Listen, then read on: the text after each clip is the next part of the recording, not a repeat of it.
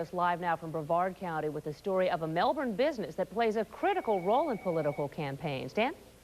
Well, Wendy, with so many polls being conducted right now, anyone's telephone may ring, your telephone may ring at home, and the caller may be in Melbourne asking questions that give you a chance to have an important influence. Have you read or heard anything lately about the state senate? Callers at Global Marketing Research in Melbourne are trained to ask every question exactly the same way, reading carefully from a script. Because every answer that's given is magnified many times. Every person who answers a pollster's question represents thousands of others.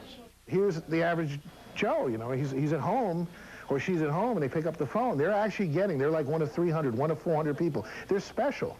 Peter Bacolia is a guru of statistics and research. He lives the stuff here in a rather anonymous building in downtown Melbourne. It's filled with dozens of computer terminals and callers. You say you're Republican or Democrat? They ask questions designed to find out if you're a voter, whether you've seen a candidate's ads, and what issues are important to you. They usually purchase lists of phone numbers intended to be a representative sample of the target group. And that is the most important part of polling. It really all rests on whether those lists are good samples. That's correct. Candidates use polls in all kinds of ways, often to find out where their opponents are vulnerable.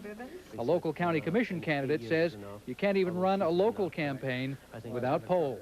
Find out what people want and try to give that to them. When the elections are close, when they're within single digits, things like this make all the difference in the world. You know, there's a difference between winning and losing. Candidates who fall behind in the polls use still other polls to find out what they said or did that caused them to lose ground. It is a very busy time for polling firms, including the one in Melbourne. Live in the Brevard County newsroom, Dan Billow, News Channel 2. For the latest